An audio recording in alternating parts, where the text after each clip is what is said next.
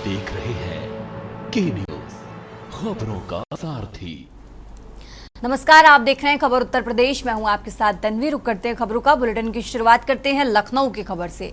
लखनऊ से खबर आपको बता रहे हैं, सीएम योगी का आज का कार्यक्रम। सीएम योगी आज लोक भवन में कार्यक्रम होगा, इस कार्यक्रम में भी मौजूद रहेंगे। आपको बता दें, कस्तूरबा गांधी विद्यालय के भावनाओं का लोकार्पण करेंगे। अतिरिक्त डॉर्मेट्री का भी लोकार्पण करेंगे उत्तर प्रदेश के मुख्यमंत्री।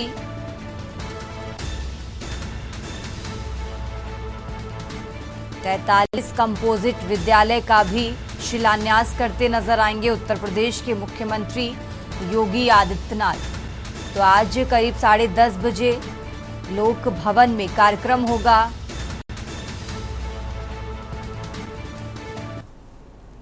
और चलिए खबरों में आगे बढ़ते हैं। लखनऊ से एक और खबर आपको बता रहे हैं। राजधानी लखनऊ से एक और अहम जानकारी आपको बता रहे हैं, जहां सीएम योगी आदित्यनाथ का आज का कार्यक्रम आपको बता रहे हैं।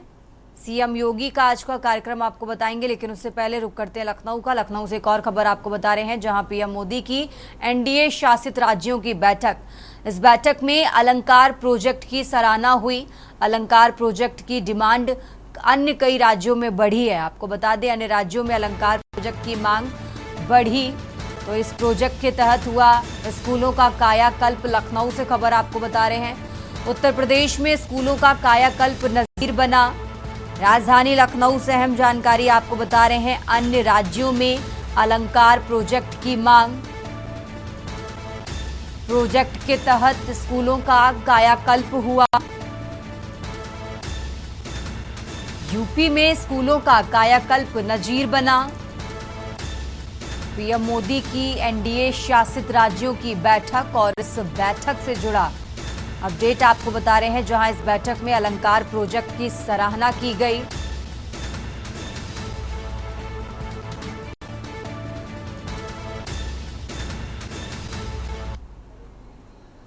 खबरों में आगे बढ़ते हैं, रुक करते हैं लखनऊ का। गोंडा जिला अध्यक्ष को यूपी बीजेपी कार्यालय से नोटिस मिला है। गोंडा जिला अध्यक्ष के आपत्तिजनक वीडियो का संज्ञान लिया गया।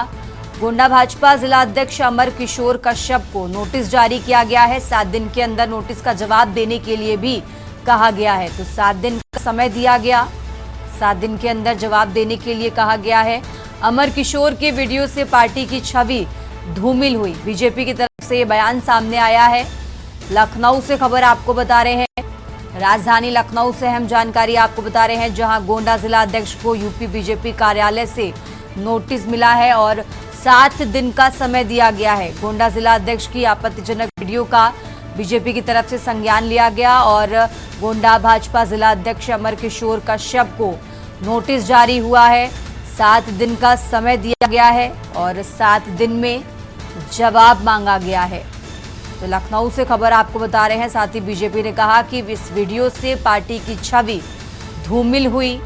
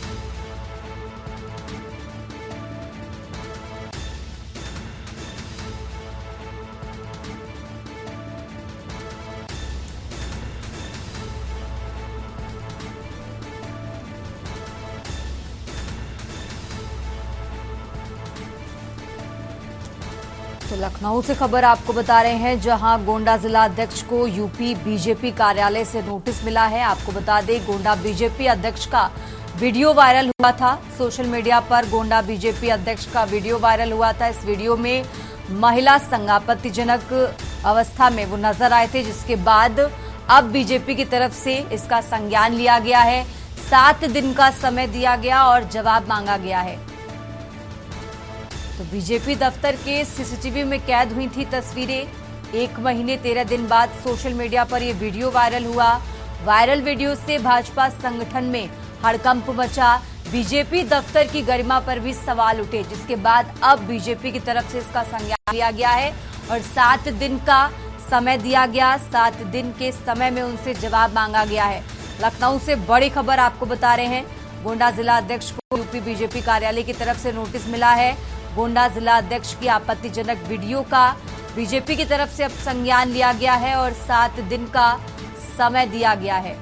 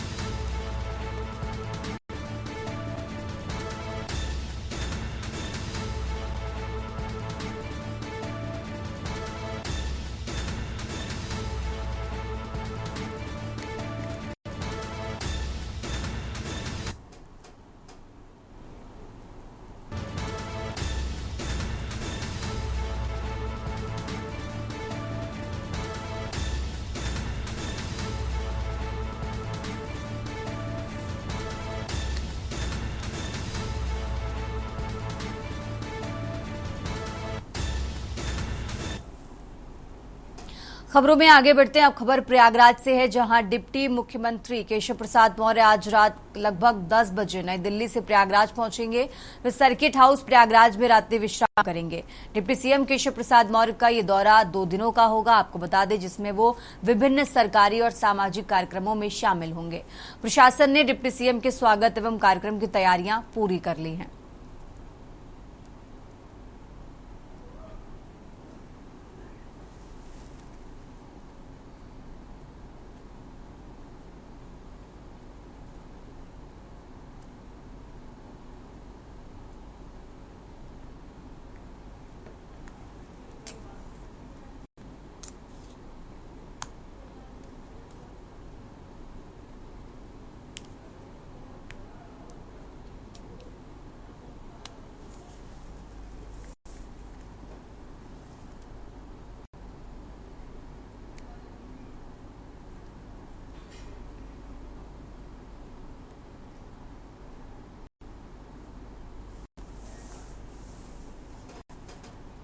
बढ़ते आगे खबरों में, उत्तर प्रदेश भाजपा अध्यक्ष भूपेंद्र चौधरी ने पीएम नरेंद्र मोदी के मन की बात की कार्यक्रम पर प्रतिक्रिया जताते हुए कहा कि पूरा देश हमेशा उनके संकल्पों के साथ खड़ा रहता है। 122वें एपिसोड में पीएम ने पहलगाम आतंकी हमले और उसके बाद सेना और सुरक्षा बलों के जवानों द्वारा देश के संकल्प को पूरा करने के संबंध में विस्तार से बताया था। प्रदेश अध्यक्ष ने कहा कि योग और स्वच्छता सहित अन्य संकल्पों के दौरान हमारा पूरा देश हमेशा पीएम के संकल्पों के साथ खड़ा रहा। उन्होंने कहा कि कार्यक्रम सभी वर्गों को प्रेरित करता है, इसलिए निश्चित तौर से पीएम के मन की बात देश एकजुट करती है।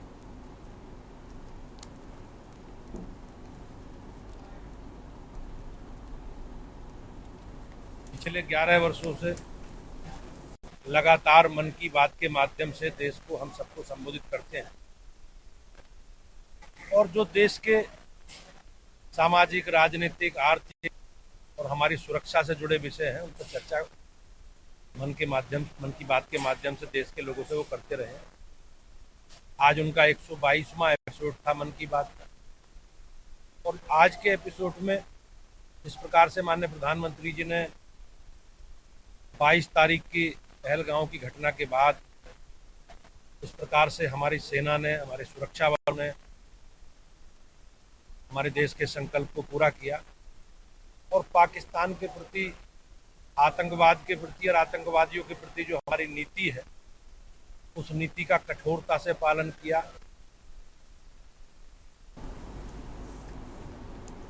और अब खबर हरदोई से है, जहां सपा के वरिष्ठ नेता रामज्ञान गुप्ता की अध्यक्षता में एक महत्वपूर्ण बैठक आयोजित की गई, जिसमें ऑटो रिक्शा और ई रिक्शा चालकों की समस्याओं पर चर्चा की गई। बैठक में दर्जनों चालकों ने भाग लिया और अपनी समस्याएं सपा नेताओं के समक्ष रखी। रामनारायण गुप्ता ने बैठक को संबोधित करते हुए हरदोई जिला प्रशासन और ट्रैफिक पुलिस पर गंभीर आरोप लगाए। उन्होंने कहा, जिले में ऑटो और ई रिक्शा चालकों को अनावश्यक रूप से प्रताड़ित किया जा रहा है। ट्रैफिक पुलिस द्वारा अवैध तरीके से वाहनों को सीज किया जा रहा है, जिससे गरीब चालक वर्ग के सामने रोजगार का संकट खड़ा हो गया है। उन्होंने ये भी चेतावनी दी है कि यदि प्रशासन ने ई रिक्शा चालकों की समस्याओं का जल्द समाधान नहीं किया तो समाजवादी पार्टी सड़कों पर उतरकर आंदोलन करेगी। आज ई रिक्शा चालकों की समस्याओं को लेकर, नगर की विभिन्न समस्याओं को लेकर एक बैठक बुलाई थी। बैठक में तय हुआ है, रिक्शा वालों की जो समस्याएं हैं, अगर उनका निदान नहीं हुआ तो हम समाजवादी लोग सड़कों पर उतरकर आंदोलन करेंगे। ई रिक्शा वालों की समस्या है कि उनके पास कागज भी होते हैं, तब भी प्रशासन उनकी गाड़ी सीज कर देता है। सब रिक्शा वाले परेशान हैं। वही नगर का हाल है, ना कहीं साफ सफाई है, ना कहीं दवा छिड़काव हो रही है, मच्छरों का प्रकोप है। इन समस्याओं को लेकर हम लोगों ने मीटिंग की।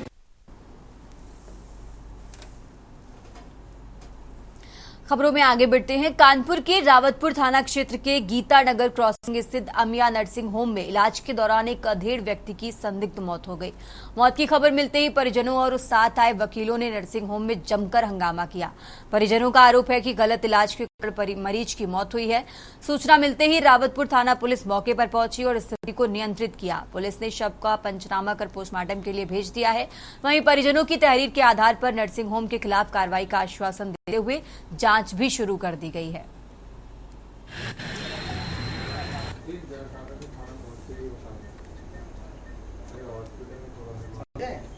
यहाँ पर सब चीजें आप लोगों ने बिगाड़ रखी हैं। डिग्री लगा रहे हैं अविनाश सिंह भदौरिया की, ट्रीटमेंट कर रहे हैं यहाँ पर जितिन यादव। ये घटना हो गई थी, हमारे फूफा जी है, मनोज कुमार नाम है उनका, उनके मुंह में कैंसर हो गया था। वो अपना ट्रीटमेंट कराने के लिए रेजेंसी अस्पताल गए थे। वहाँ पर बताया गया कि डॉक्टर नारायण जी से मिलिए, वो आपकी इसमें मदद करेंगे। तो डॉक्टर नारायण जी ने बताया कि आपके मुंह में कैंसर हो गया है हमारे फूफा जी के। तो उन्होंने कहा, डॉक्टर साहब हम खेती किसानी वाले व्यक्ति हैं, हमारे पास पैसा नहीं है लेकिन आयुष्मान कार्ड है।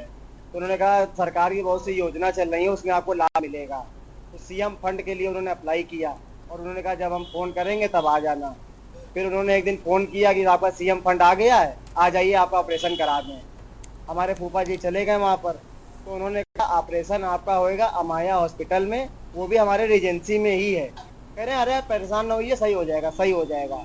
और वहाँ पर कोई फैसिलिटी नहीं है, ना डायग्नोज करने की कोई लैब है, ना वहाँ पर इमरजेंसी कोई डॉक्टर है, ना वहाँ पर कोई सुविधा है। और वहाँ पर सिर्फ और सिर्फ वो लोगों को ठगते हैं, फर्जी डिग्री लगा देते हैं, दूसरे डॉक्टर की डिग्री से दूसरे डॉक्टर ट्रीटमेंट करते हैं और सरकारी पैसे लूटते हैं। उत्तर प्रदेश की खबरों में आगे बढ़ते हैं। चित्रकूट में पौराणिक मंदाकिनी नदी को स्वच्छ और अविरल बनाने की मुहिम अब जन आंदोलन का रूप ले चुकी है। दीनदयाल शोध संस्थान के प्रयास से शुरू हुए इस अभियान में उत्तर प्रदेश सरकार के जल शक्ति मंत्री स्वतंत्र देव सिंह सहित सैकड़ों स्वयंसेवकों ने नदी में उतरकर सफाई की। इस अवसर पर मंत्री ने कहा कि जैसे प्रधानमंत्री मोदी ने काशी के घाटों को स्वच्छ किया, वैसे ही मंदाकिनी को भी जन सहभागिता से स्वच्छ किया जाएगा। उन्होंने बताया कि नदी में गिरने वाले गंदे नालों को ट्रीटमेंट के बाद नदी में छोड़ा जाएगा, जिसके लिए कार्य योजना तैयार की जा रही है। पद्मश्री जल पुरुष उमाशंकर पांडे ने मंदाकिनी को चित्रकूट की जीवन रेखा बताया और कहा कि इसकी शुद्धता बनाए रखना लाखों लोगों की आस्था से जुड़ा है। वहीं दिव्य जीवन दास महाराज ने मंदाकिनी को माता अनुसुईया के तपोबल से अपहृत बताया और इसे धार्मिक, सांस्कृतिक और सामाजिक दृष्टि से अत्यंत महत्वपूर्ण बताया।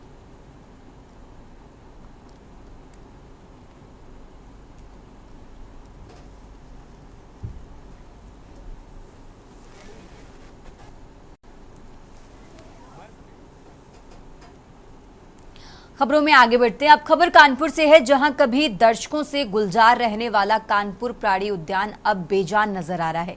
इसकी वजह बनी है डायरेक्टर श्रद्धा यादव की कार्यशैली और प्रशासनिक लापरवाहियां। आरोप है कि उनके आदेश पर बिना विशेषज्ञों की अनुमति के गोरखपुर से बर्ड फ्लू से ग्रसित शेर को इलाज के लिए कानपुर चिड़ियाघर लाया गया, जिससे अन्य जानवरों पर भी संक्रमण का खतरा मंडरा रहा है। बर्ड फ्लू के खतरे के चलते चिड़ियाघर को बंद कर दिया गया है, लेकिन डायरेक्टर के करीबी कर्मचारी कोरोना गाइडलाइन का उल्लंघन करते हुए बेधड़क परिसर में घूमते रहे। वहीं डायरेक्टर श्रद्धा यादव खुद बिना मास्क मीडिया को बयान देती दिखाई दी। बड़ा खुलासा तब हुआ जब बंद चिड़ियाघर के केस्को उपकेंद्र से लाखों रुपए के उपकरण गायब किए गए। इस संबंध में केस्को के अवर अभियंता राजकुमार जाटव ने नवाबगंज थाने में लिखित शिकायत दर्ज कराई, जिसमें जू प्रशासन पर लापरवाही और भ्रष्टाचार के गंभीर आरोप लगाए गए हैं। अब सवाल उठता है कि क्या चिड़ियाघर को बंद कर असली वजहों को छिपाने की कोशिश हो रही है? मामले की जांच की मांग उठने लगी है। घर के अंदर केस्को का चिड़ियाघर सब स्टेशन बना हुआ है, जिससे आज़ाद नगर नवाबगंज की बिजली की सप्लाई की पूर्ति होती है।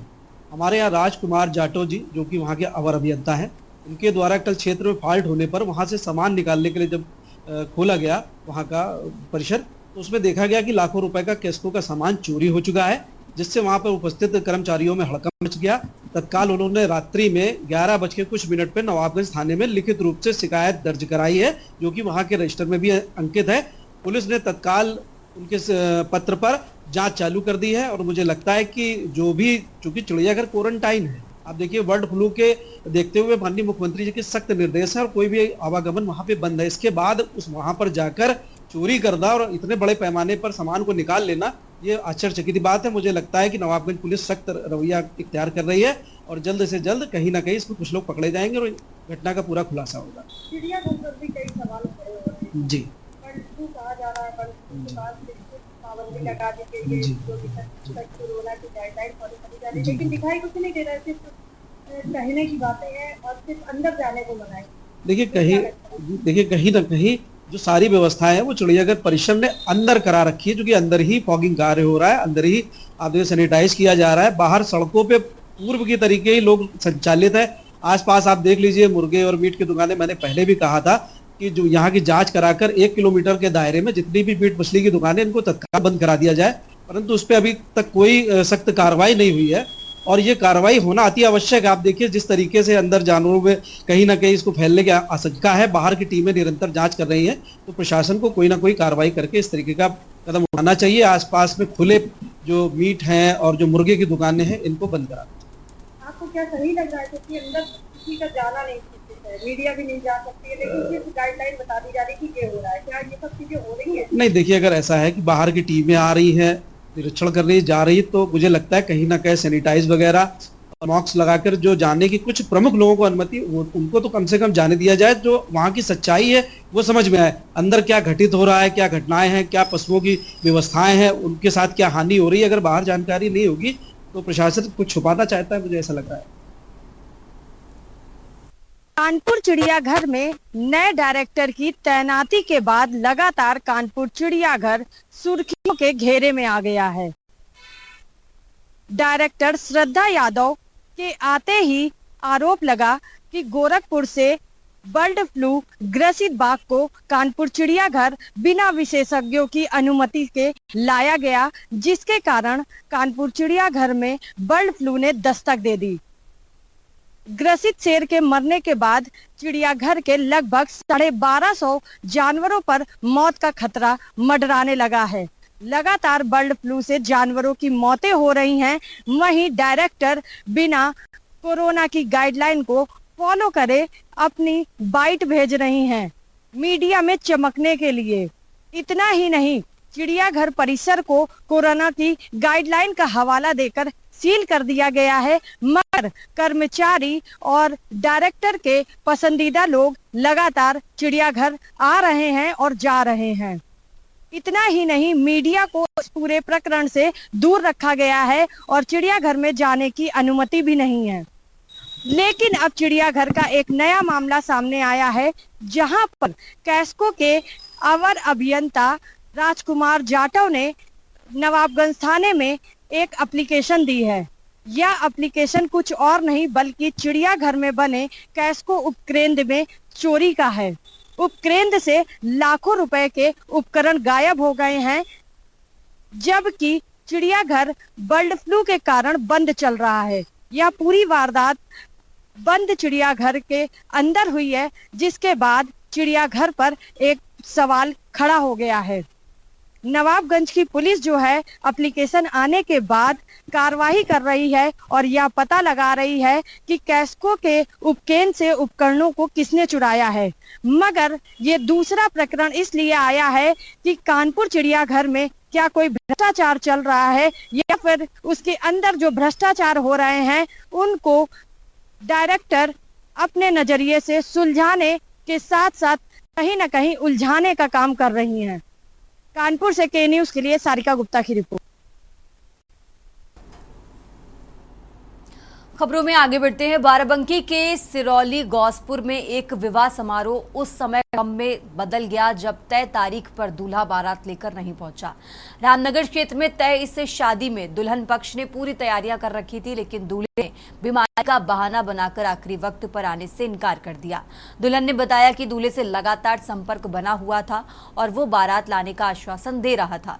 परिजनों का आरोप है कि दूल्हे पक्ष ने 1 लाख रुपए नकद और अपाचे मोटरसाइकिल की अतिरिक्त मांग रखी थी। शादी की सभी रस्में पूरी हो चुकी थी और रिश्तेदार भी पहुंच चुके थे। दुल्हन के पिता ने बताया कि उन्होंने कर्ज लेकर शादी की तैयारियां की थी। घटना की सूचना पुलिस को दी गई, लेकिन तत्काल कोई समाधान नहीं निकला। कोतवाली बदोसराय के प्रभारी संतोष कुमार ने बताया कि लिखित शिकायत मिलने पर कार्रवाई की जाएगी। घटना से परिवार बेहद आहत है। और इन लोगों ने हमको धोखा दिया है और सिर्फ बतावत रहे कि हमारे बच्चे की तबीयत खराब है, हैं? और सिर्फ बेड के ऊपर डाल के हमका बेवकूफ़ बनावत रहे हैं, हैं? और जौन साहब 1 लाख रुपया नगद गाड़ी अपाची ले हैं। हाँ, आपने दहेज में क्या दिया था? आपका दहेज हम सर जो है लड़की की विदाई सामान हम कर पाए हैं और बाकी दहेज हम दे नहीं पे रहे। और मांग क्या थी? मांग 1 लाख रुपया और अपाची गाड़ी। हाँ, तो इसी के लिए वो बारात लेके नहीं है? हाँ, इसी के लिए केवल ये बताए रहे कि हमारा लड़का बीमार है, ये है वो है, तमाम दुनिया भर पर बताए नहीं। और जबकि हमारे यहाँ के लोग भी बच्चे गए हैं तब हम मुलाकात की नहीं है। उत्तर प्रदेश की खबरों में फिलहाल इतना ही। आप देखते रहिए के न्यूज इंडिया। आप देख रहे हैं के न्यूज, खबरों का सारथी।